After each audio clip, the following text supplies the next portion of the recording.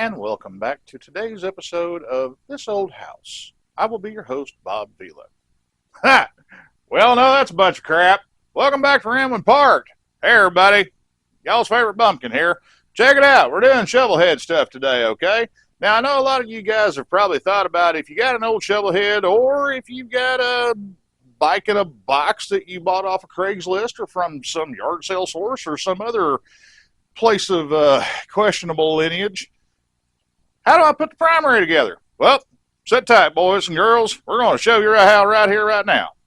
The big question that everybody always asks whenever it comes to old shovel stuff and everything, and also some very early Evo as well, should I seal my primary? Yes, you should, absolutely. And I will go over that because there's multiple different reasons why you should and multiple benefits as to why you want to do this, okay? Let's roll some fancy time machine footage here, shall we? Wait a minute. Y'all know we ain't got the budget for that bullshit. But here we go.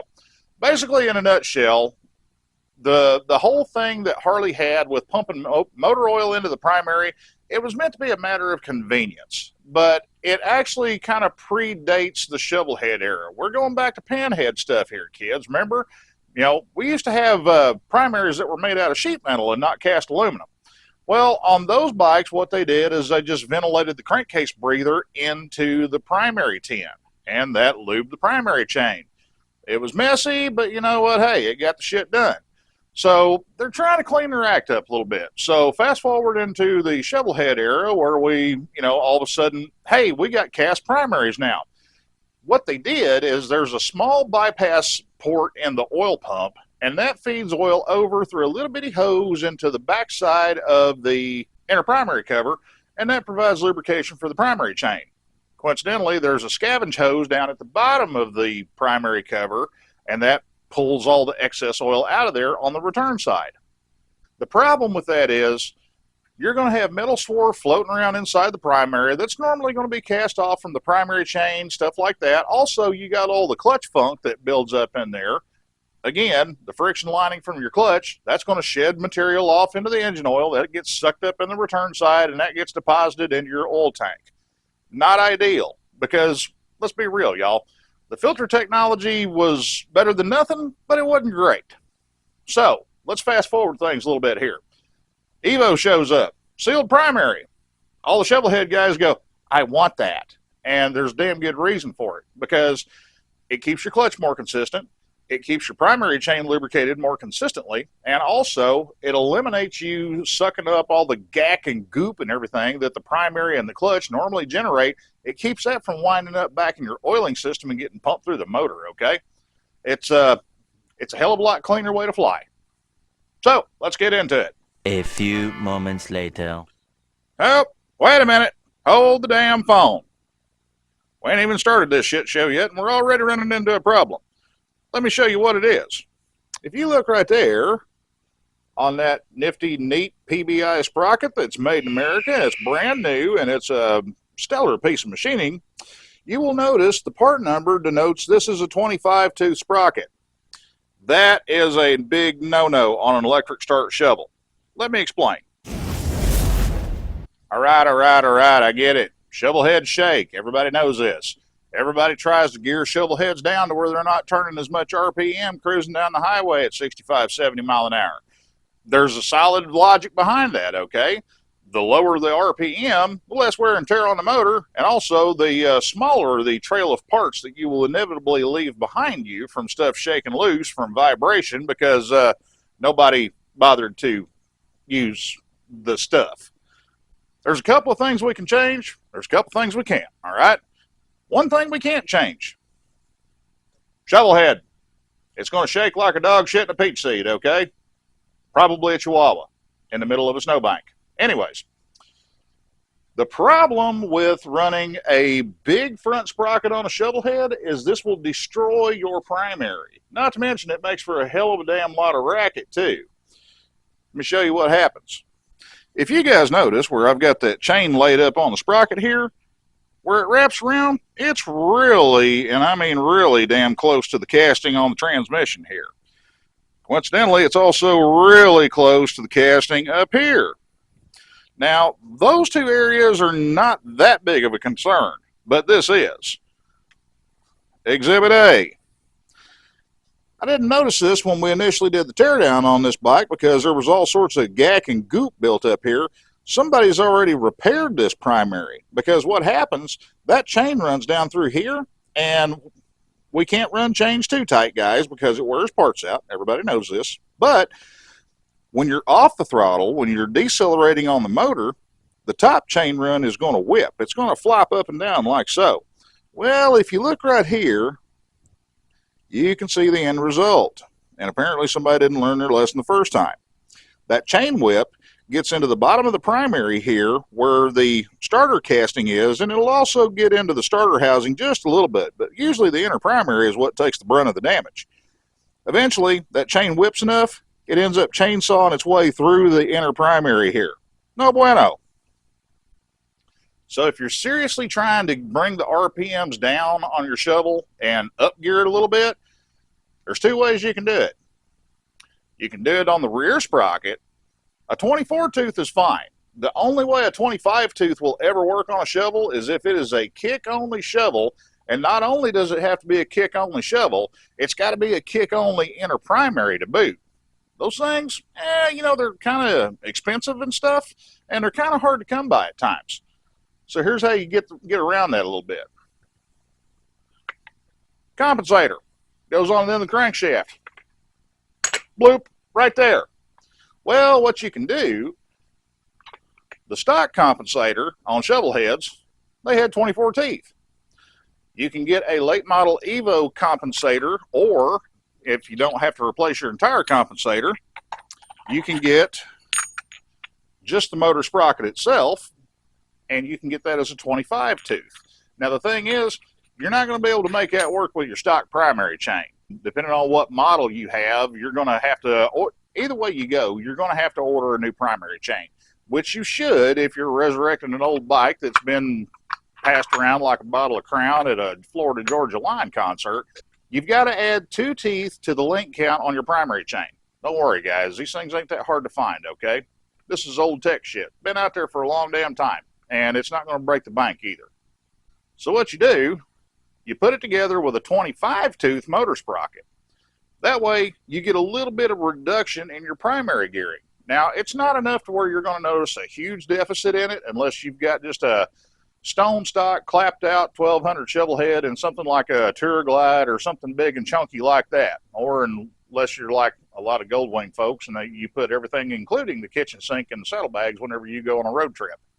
But what you can do further from that is, in conjunction with that 25 tooth motor sprocket, you can drop your rear sprocket down to a 49 or a 47. I think there's even some companies that make a 45 tooth. Now, granted, you're going to have to take a link or two out of your drive chain, but in the grand scheme of things, the maths, okay?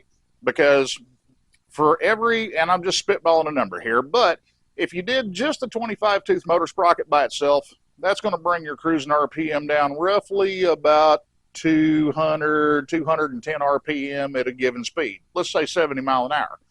Now, if you do that in conjunction with dropping from a 51 tooth down to, say, a 47 tooth on the rear sprocket, that's going to bring your cruising RPM down about 400 RPM at a given speed, okay? Every little bit helps, all right? And especially if you're doing one from the ground up, or if you're doing a restoration or a fresh build, it's a good idea to plan this stuff out. At the end of the day, unless you got a kick-only inner primary and you're never even going to consider putting an electric start on your bike, stay away from a 25-tooth countershaft sprocket, because that's going to end up just tearing shit up and costing you parts, okay? Now, I know I said we were going to be putting the primary together today, and we are. I'm going to show you guys how that we can bolt all this stuff up and check our primary chain alignment to make sure everything's tracking straight. But we're going to have to imagine just a little bit, because I was unaware that my customer had provided me with a 25-tooth sprocket. So needless to say, I've got to order a 24, which I don't have here in the shop, and I can't just go and have one magically appear in my hand. Trust me, I wish that shit worked out like that a lot of times. But let's just visualize things for now, shall we? Okay, cool.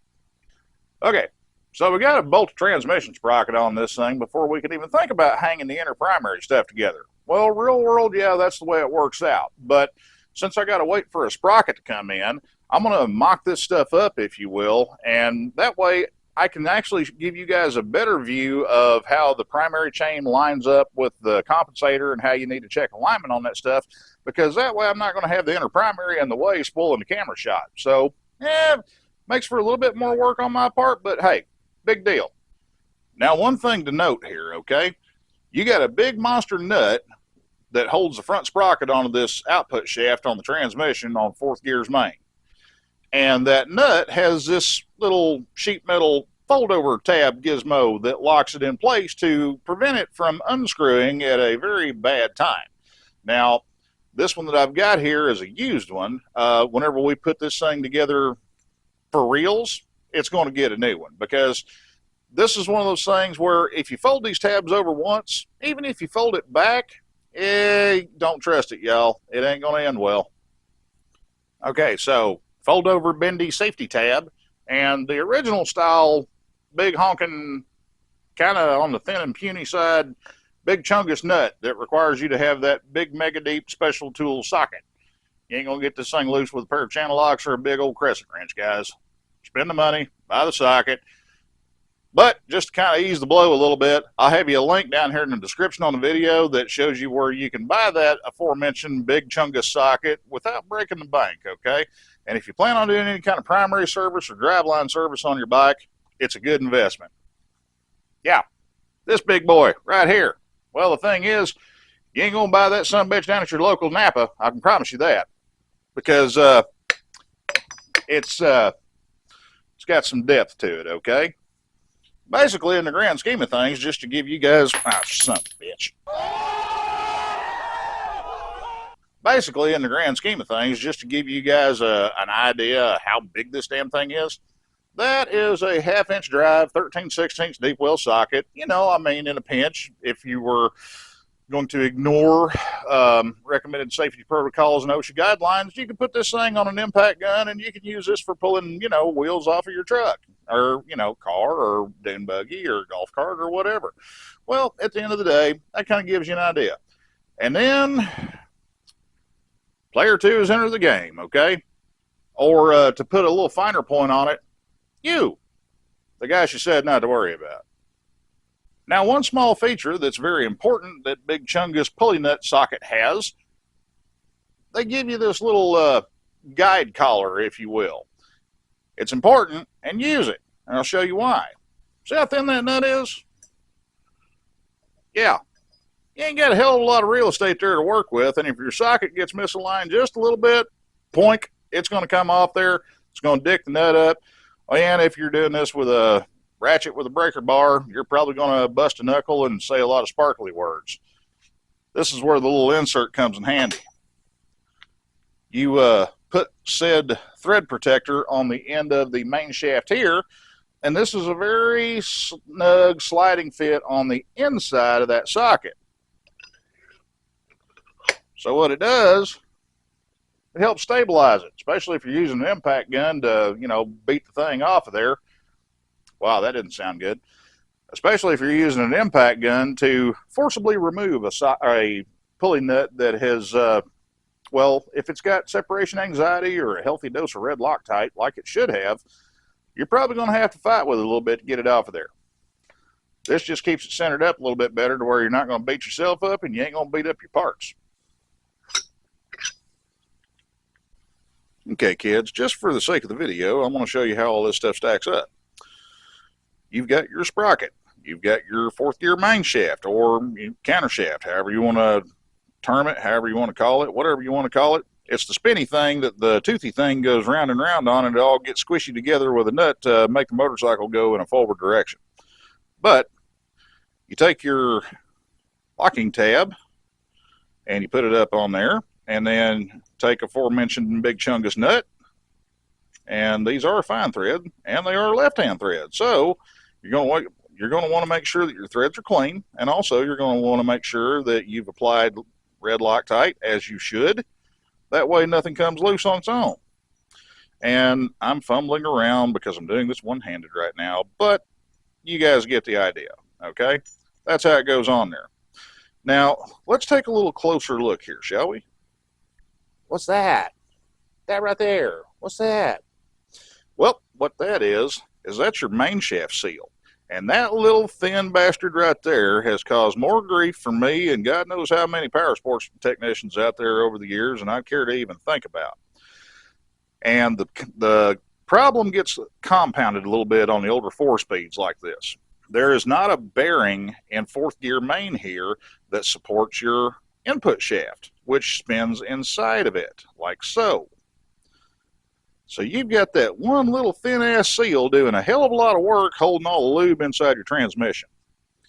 Well, since this gear doesn't have a bearing, it's got a bronze bushing, or brass, depending on who made it and when it was made. Over time, that bushing, yeah, it's going to wear. So this has the ability and the possibility of rocking back and forth side to side whenever it's under driveline load. Well, you know what? That little thin piddly dink seal right there, sometimes they don't always seal up.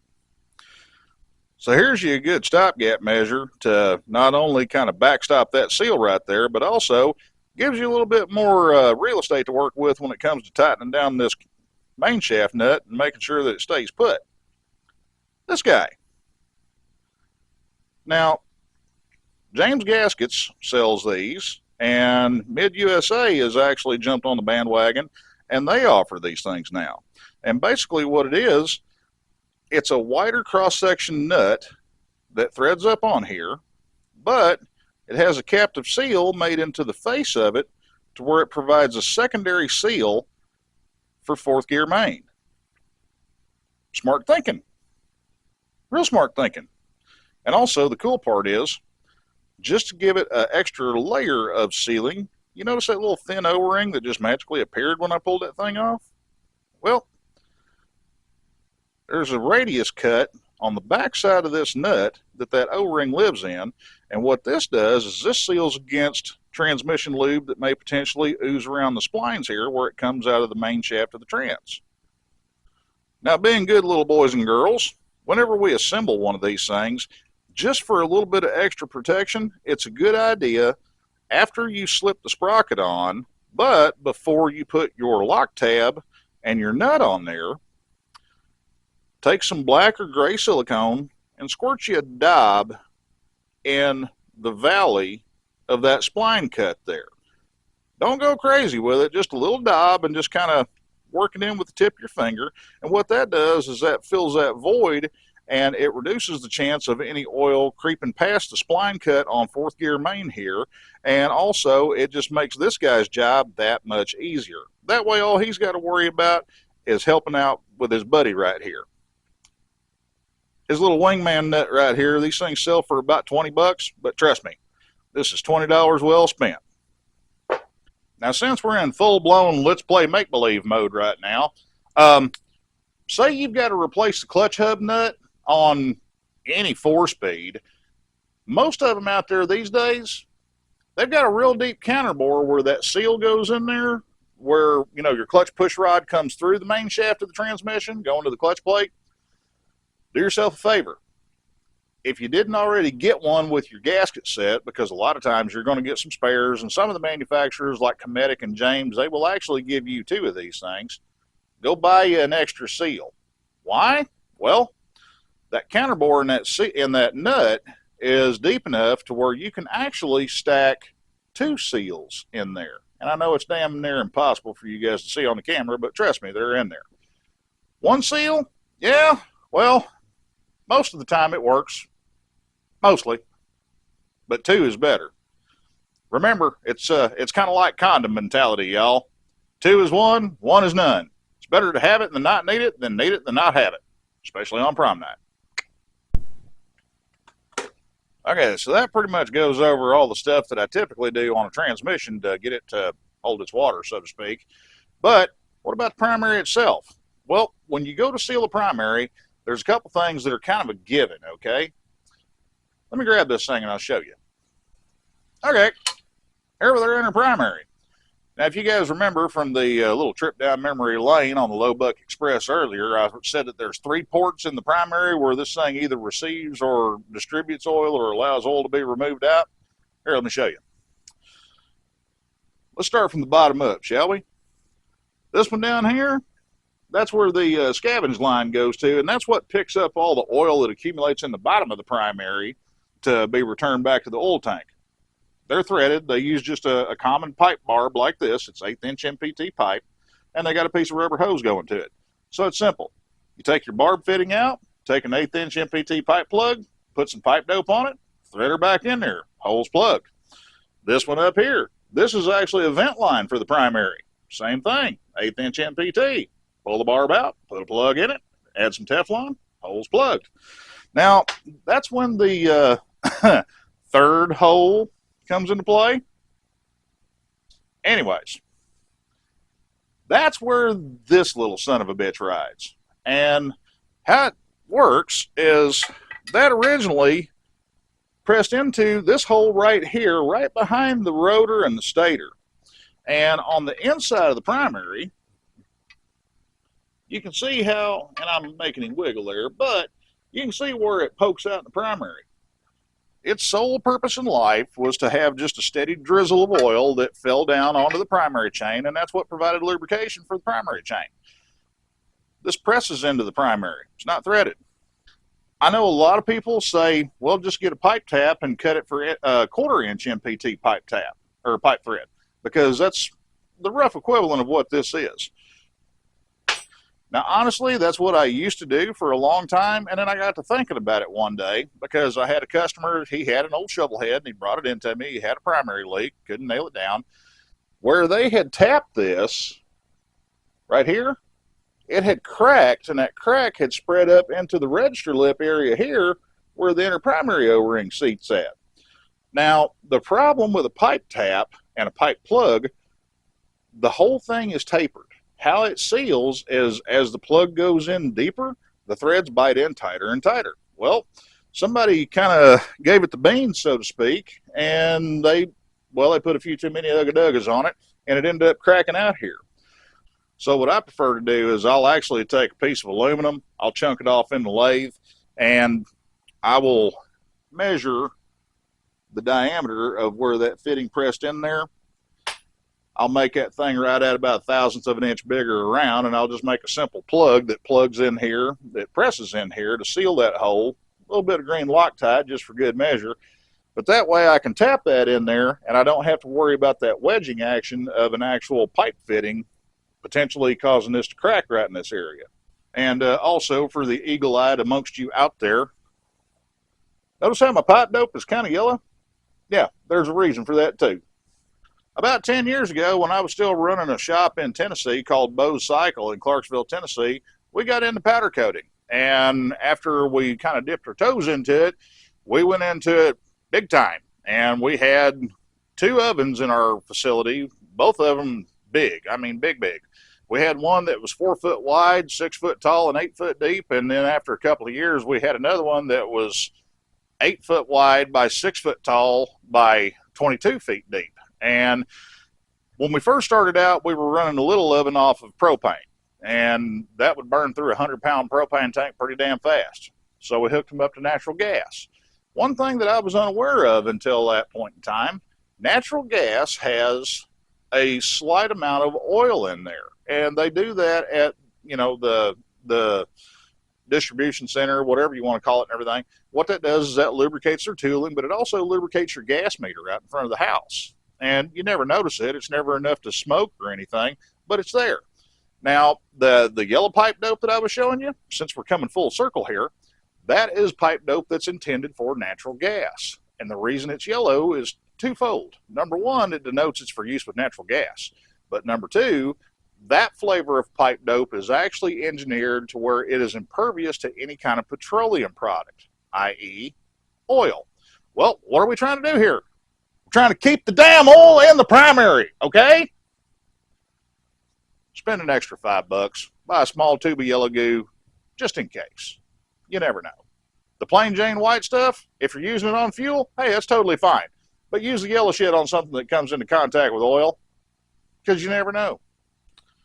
And then lastly, just to give you a little bit of extra oomph and a little bit of wiggle room there, let's look at upgrading that inner primary bearing as well, okay? Now, I know you guys have probably seen a lot of these bearings out there that are a sealed bearing for the inner primary, and usually guys, they use that whenever they put a belt drive in or something like that.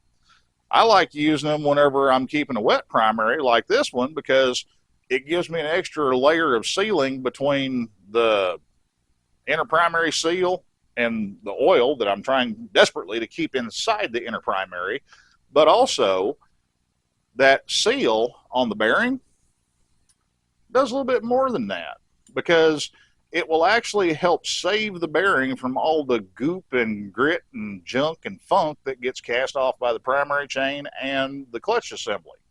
Because think about it. When that primary bearing presses into the primary cover and you press the seal in on the backside, you still got a little bit of a void in between the two, and any kind of funk, junk, goop, whatever, it's going to get in there and it's going to be trapped there. And the only way it's going to get back out is if it goes back through that damn bearing. So why tempt fate?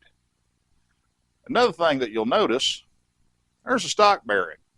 On the newer bikes, Evo, stuff like this, they went significantly wider on that bearing. And for good reason, okay? Horsepower levels were going up, driveline load was going up, these had started to fail. But if you want a little more bearing in there, that sealed primary bearing, it's a little bit wider. So not only is it keeping the good slippery stuff where it needs to be, you know, because there's always a place and time for a respectable or unrespectable dose of lubricant, but also it spreads the load out because it's got larger rolling elements in the bearing, okay? That's the thing. The bearing balls in this bearing are physically bigger than they are in this bearing. So it's going to take more lateral load. And that's what this type of bearing is designed to hold. Because think about it. Whenever the motor's running and you pull the trigger on the clutch, you know, leaving away from a stoplight kind of quick or whatever, the torque the motor's making from here, it's trying to pull this shaft towards it. So that's where you get your side loading from. If you can put a bigger bearing in there just to give it a little bit better chance at living, why not do it? And also, do not fall into the trap that you've got to spend megabucks with a company like Baker or S&S or something like that to get one of these special Super Voodoo, you know, sealed inner primary bearings. These are a standard bearing number. I'll make sure I find them and I'll put them in the description down below. I'll have you a link for this thing to where you can get them off Amazon. If memory serves right, I think I paid like $8 for this thing. Yeah. Damn sure wasn't what Baker and those guys want for them. Okay, so we got the backside of our primary sealed up and everything. I already got the inner primary bearing put in there. And on a lot of the old shovelhead stuff, more often and more often, I'm finding these things fitting in the primary cover a little looser than what I really feel good about. Occasionally I find one that's sloppy enough to where I'm like, we ain't doing this. Because what'll happen, wow, I say because a lot. Shit. Due to the torque reaction of the motor trying to pull the transmission towards it, that bearing pocket will get egged out. It'll get ovaled. And after a while, eventually, that bearing don't fit so good. So what you can do, if it's kind of working, but, you know, it's still a little looser than what makes you feel warm and fuzzy, take the inside of the bearing pocket on the inner primary, get it clean, get it squeaky, wash it down with a little bit of acetone, and then put a little dab of the green Loctite. That's right, the liquid hate. Put a little dab of that stuff on the tip of your finger and smear it around on the inside of that before you put your bearing in place. That way it builds up a film. Now, this isn't as far-fetched as what a lot of people think, because this is actually how they lock cylinder sleeves into cylinder blocks on diesel engines, and also whenever you have a gas engine that has to have a repair sleeve put into the block to fix a cylinder bore. There's a reason they do it, okay? Number one, it keeps shit from moving around. Number two, it makes for an excellent, rock-hard, non-permeable barrier where gas, oil, water, or otherwise will not creep past it. So, if you got one that's a little loose and sloppy, don't throw it in the junk pile. Just get a bottle of this stuff. I really wish that they would come up with a better seal for the inner primary, but this is what Cometic gave me. James actually does offer a double lip rubber bodied seal for the inner primary, but I've had issues with those things popping out of the bore in the past. So single lip and cross fingers on a prayer it is. This is also another reason why I like using the sealed primary bearings, is because it keeps this little pissant rinky-dink seal here from having to shoulder the whole load all on his lonesome. Check it out. Another little thing, it'll save your bacon too if you're dealing with a high miles bike or something that's not been exactly gently loved. There's our brand new freshy inner primary seal. Pretty, isn't it? You notice the distinct lack of cat faces, dimps, dinkles, dents, whatever in the hell you want to call them, from somebody pounding the damn thing in with a hammer. Well, what you can do, use your old primary bearing as a tool. Get it squared up, get it in there, tap on the bearing.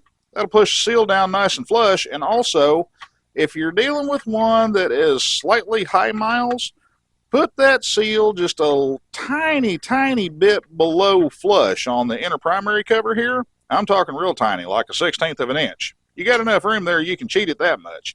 But take some gray silicone, put you a very thin smear around it right here, and then take your pitties, and it's just like caulking tile in a tub. Put you a nice little bead right around there. That way it kind of bootstraps the outside of that seal and keeps you from potentially leaking out around the outer side of the seal where it presses into the cover. Now, don't go crazy with it, okay? Because nobody likes seeing silicone boogers hanging everywhere. I mean, there's a place for silicone, but not in excessive amounts. Now, we're not talking about, the really good movies or the really good clubs, but we're talking motorcycles here, all right? Keep it clean, y'all. Mom watches this stuff. That's how you seal up your primary. Now, small footnote on this. Most of you Evo guys and Twinkie guys out there, you're like, well, just dump a cord in there and you're good. Well, that holds true for those models. But whenever you seal up the primary on a very early Evo that oiled the primary with the oil pump or any shovel head, do not, I repeat, do not put a full quart in the primary. Put half a quart in there. You want enough in there to where it's going to lubricate the primary chain and all that, but if you put a full quart in there, because of the way the old style clutches work, it's going to turn it into foam. You're going to end up with a lot of oil on that clutch, because technically, even though it lives in an oil bath environment, it is technically a dry clutch. We're going to call it a damp clutch, okay? It's moist. But if you put a full quart in there, that's why a lot of times on the old 4-speeds like this, you have a hard time finding neutral at a stop, and whenever you drop it in gear, it just goes thunk, and it'll try to grab and lurch and stuff like that. It's because you got too much oil in there. It builds up oil film on the clutch plates that it can't flame clear in a decent amount of time, and that oil causes stiction. It causes drag, okay? 1 pint, 16 ounces, half a quart, however you want to measure it out, half a quart, okay? That's all you need. You're totally fine with that. And as far as venting the primary or anything like that, don't get too hung up on that, okay? Because think about it. We got a big old honking starter solenoid that mounts up here on the top of the primary cover right here. Do you really think that thing's going to seal up 100%? No, that ain't going to happen, Captain. Trust me. Trust the system. Cork it up, seal it up. It'll vent around here where your solenoid goes in. Everything will be good to go. All right, check it out. This is how you check your primary alignment, okay? Now remember, guys, we're playing pretend here, okay? So, yeah. Now, since we're playing pretend here, and I know I'm going to have to go back in here and undo and redo a certain extent to where I can actually do the actual assembly on this inner primary, we're going to make sure we take a little dab of our homemade motion lotion here, and we're going to put that on the main shaft on the transmission, because you need to do that anyway whenever you're putting one together for realsies, okay? The thing is, you don't want to put this inner primary seal in there dry, because it don't go in there dry. Not well. And no, spitting on it don't work. So we put a little bit of that in there in that bearing. Work it around, kind of set the mood. Get the Get everything flowing just right. Take your inner primary and go ahead and ease that thing into where it goes. At this point right here, right now, no other seals, nothing here on the register lip on the motor. The inner primary O-ring, go ahead and leave that out. And oh, looky there. It don't fit. It don't go. Well, there's a reason for that. Our transmission's too far to the rear. And if you guys remembered last time, that's why we left all that shit loose, is because we knew we were going to have to move it around to get it to line up.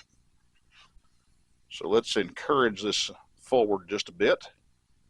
You know, after you do one of these, you kind of understand why they slot those transmission plates out as much as they do. Oh yeah, a lot more better.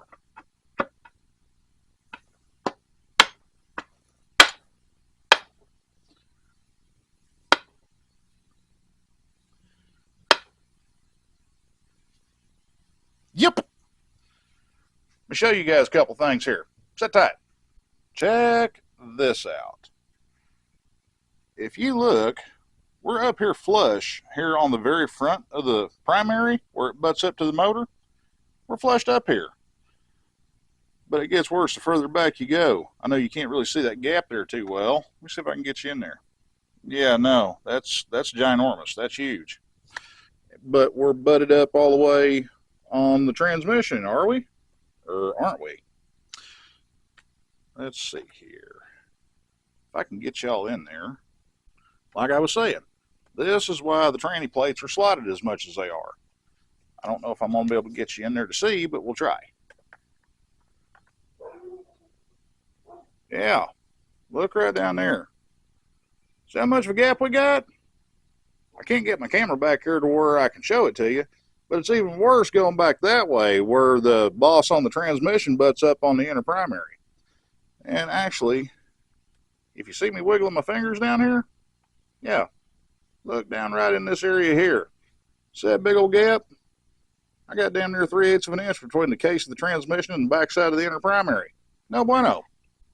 That's why we leave all this loose until we can get this up there, because that way we can align it, manipulate it, get everything squared up and get all of our gaps closed up and get everything in line the way it's supposed to be before we commit to just going full bore ugga-dugga by tightening down all the nuts and bolts. Because if you do that, you may actually get it to bolt up and seal. Sorry about that. Before we were so rudely interrupted by Brody the Wonder Mutt, he saw my neighbor and he let me know about it. And now the whole block knows about it. If you leave the transmission and the motor loose, you take the inner primary, you bolt it up, you can work it down and you can align all that stuff because of the way the transmission plate's slotted and also just from the natural slack you have around the bolt holes on the motor. That way you can keep from that inner primary from getting in a bind when you bolt it up, because you don't want that inner primary bowed. It'll bolt up, it'll go, but your inner primary bearing ain't going to like it, and the gaskets and seals, well, they ain't going to seal for too awful long. Okay, on to alignment check. Like I said, we're going to pretend that we have an inner primary here, but the same principles and the same techniques are going to apply whether you do or you don't, okay? Now, I'm not doing this as a permanent install, so keep in mind, if you're doing it for real, you got that big old honking keyway or that big old honking Woodruff key that goes in your keyway here on your input shaft. Don't forget that. Very important piece. But we're going to put that right there and take this guy, screw him onto the input shaft of our transmission. And remember, this is the bass backwards nut. So it's lefty-tighty. Now, I'm just barely going to bump that down since we're doing a mock-up here for educational purposes. But you got to have your compensator in place, and that compensator's got a big-ass spring pack. So on that one, you don't have to go full torque on it, but you at least have to torque it down enough to where it compresses the spring cup all the way to where you can make sure you've got your motor sprocket aligned and indexed on the backside of the stator rotor. So we'll take this guy on our sprocket shaft extension, put that on there, like so. And I get the feeling that I'm going to probably regret doing that because it's probably going to fight me coming off there. Also, just a heads up, notice how sparkly and pretty, shiny, chromy that is? Well, it's not just for looksies, okay? I like using these compensator kits that I've been getting from Mid-USA because number one, they're very cost effective, but number two, they actually hard chrome these things, and that hard chrome is a wear surface, okay? It's actually a surface hardening element that helps the compensator move freely without galling and, getting chewed up here on the lobes and the ramps and stuff like that. The late model compensators, for the Twin Cam, Evo, the newer Honda Davidson, they all get the same treatment either from Mid-USA or Drag Specialties. It's just on the old stuff like this, Mid-USA's got a little bit better pricing. Check them out. So we take that, put that there. That goes there. That goes there. And then big spring pack right here. And big Chungus sprocket nut. This one is normal threaded. It's not bass backwards. And then you guys remember big Chungus 1.5-inch socket I told you needed to buy a while back? Well, if you don't, I'll have you a link down there in the description, okay? Just in case you need to buy one on the cheap. All right. Right there, I'm bottomed out, and I got a little bit of compression on my spring pack, but notice my rotor still moves. That means this isn't bottomed out all the way. You got to tighten it up.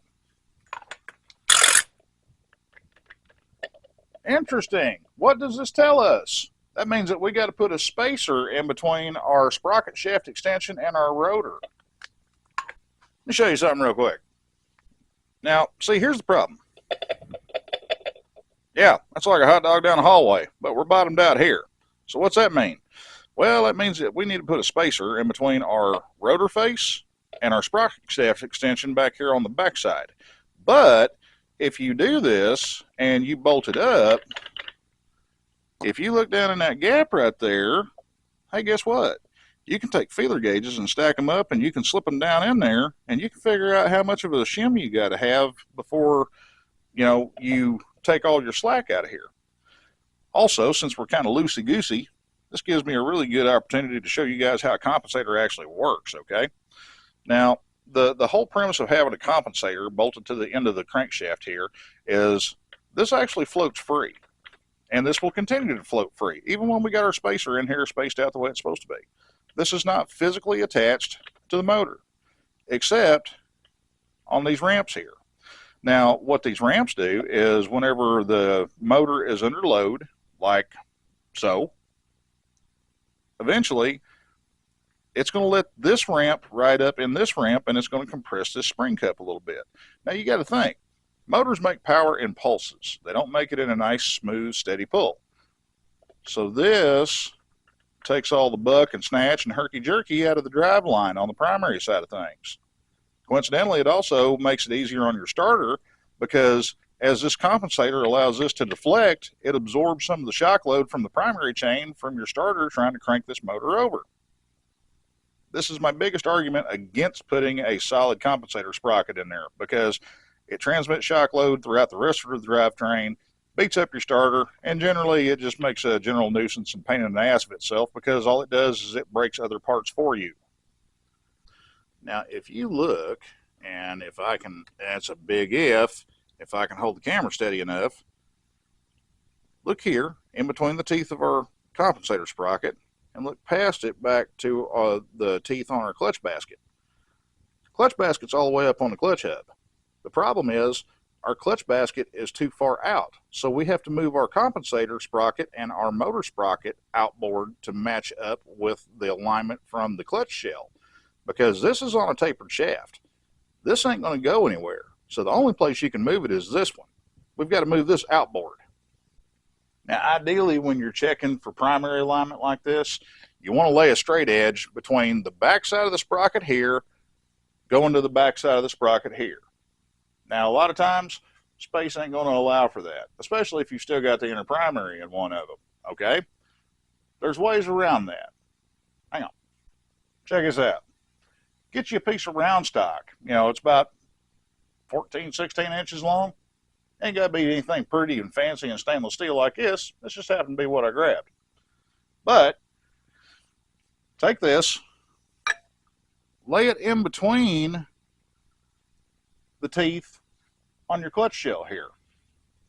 Kind of hold it down with a little bit of pressure on it. Now let me move the camera to where you guys can see. You lay it in between the teeth on your clutch shell, and then pivot it down and look, see where it lands on your front sprocket. Now ideally, it should land in between the two rows of teeth. And it's not. See how far off we are?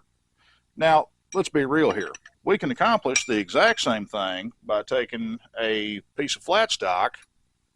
You can do pretty much the same thing with anything as long as you know that it's straight. Like this is a piece of carbon fiber rod that I use for some of my RC truck stuff. But the principle is the same. You take it and you lay it on the face of the teeth, on your clutch sprocket, on your clutch shell rather, and then look here. Hang on, I gotta get my hand free to where I can show you guys. All right, check this out. It's a little janky because I'm having to do this with one hand, but please understand. I've got that piece of rod flushed up against the backside of our sprocket teeth on our clutch shell. Now look right here. See how far off we are from the face of that compensator sprocket? Right there. That's a good half inch that we got it. Well, not quite half inch. I'd say about 3/8 of an inch that we need to space that thing out. So yeah, could you get the chain on there? Sure. Would it be happy? Oh, hell no. It's not going to live like that. All right, gang. Now I know this has been a very vague and very broad overview on how to line up the primary and transmission and all that. The thing is, they made the bolt holes in the tranny plate and the frame mounts and all that stuff on these old 4-speeds big for a reason. There's a lot of manufacturing inconsistencies in these things. And also there's a very wide corridor of tolerances that you have available to you to use for alignment and things like that. It does matter. And, you know, it's kind of like torque specs. It's important and shit. End of the day, you got to get everything lined up and running straight, or else you're going to shred through primary chains. You're going to beat up your shoe in your primary. It's going to be hell trying to shift the damn thing or find neutral. And then you're going to wonder, why does my 4-speed and my clutch feel like crap? So yeah, this is why. Whenever we put this thing together for real next week, we're going to kind of just hit the high points there, but I'll make sure I show you guys the parts that matter, all right? Sorry this video has been a little bit weird and off the wall here because I wasn't exactly prepared for having to fake this before doing it for real. But sometimes that's what you got to do just to find out whether you got a problem or not. That's why we do mock-ups on stuff. You know, if you just pull something out of the box and throw it together, a lot of times it ain't going to line up right. It ain't going to work. And then you're going to be scratching your head wondering, why don't it work? Well, this gives you a chance to figure out, why don't it work? That's pretty much all we can do in the shop wrenching on this thing today, guys, because lack of parts is definitely a pain in the dick. Now, that being said, let's move on to something that's real damn important. Wife unit updates, okay? She's doing good. She's doing better. Her mobility is increasing. Her mobility is improving. The vertigo that she was experiencing is largely gone now. Thank God for that. She still isn't talking at 100%. And for you guys that are coming down to grace us with your presence at the camp out here in 10 days, that's right, 10 days from now, the Weirdos camp out at Forgotten Angels. Unfortunately, I got some bad news. She ain't going to be doing karaoke this year, y'all. Sorry about that. That's just the way things work. But you know what? Considering the gains she's made everywhere else, I'll take it. I can live with that. Besides, I get to hear her sing in the shower in the mornings. Speaking of the Weirdos camp out, for those of y'all that are making the pilgrimage down here to hang out with all the freaks and geeks and all the unsavory and unscrupulous types, welcome. We welcome you with open arms. We look forward to seeing each and every single one of you guys. And just to put it out there as a public service announcement, we had a executive level meeting at the Ride Factory the other day, and we're going to do something this year that we have never done before. We are going to be open the Monday before the camp out because we're normally closed on Monday, but that's going to allow us to kind of shift our schedule over, because at Friday at 6 o'clock, when we put that key in the door and turn it, guess what? We're hauling ass out to FA. That way we can hang out with you guys Friday night, all day Saturday, partake all the silliness and the ridiculousness of all the stupid human games that everybody loves and enjoys. And yeah, basically that way we can hang out with all of our weirdo friends.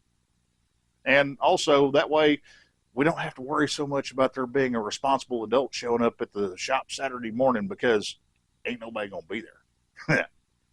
Time flies when you're having fun, and it flies whenever you're stressed to the max. And here lately, that has been the case for us on all fronts.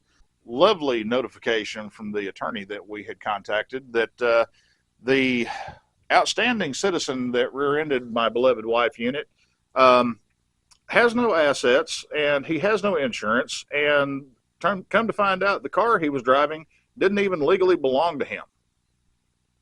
So yeah, expired tags, the whole 9 yards. And of course, Nissan Altima. It fits the profile. All right, guys. I guess I need to quit blabbering at the camera and sit down to where I can make a video for you fine folk.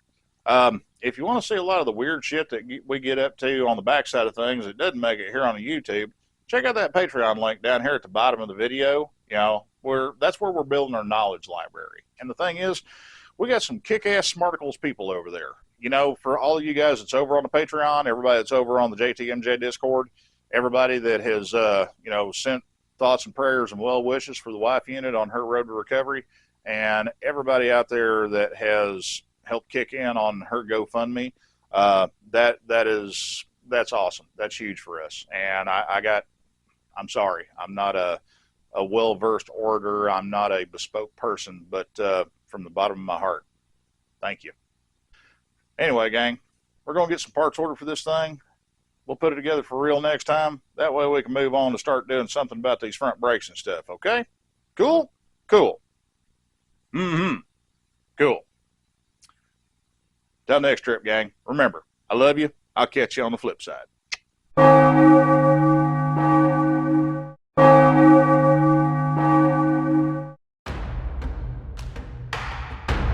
Force will be with you.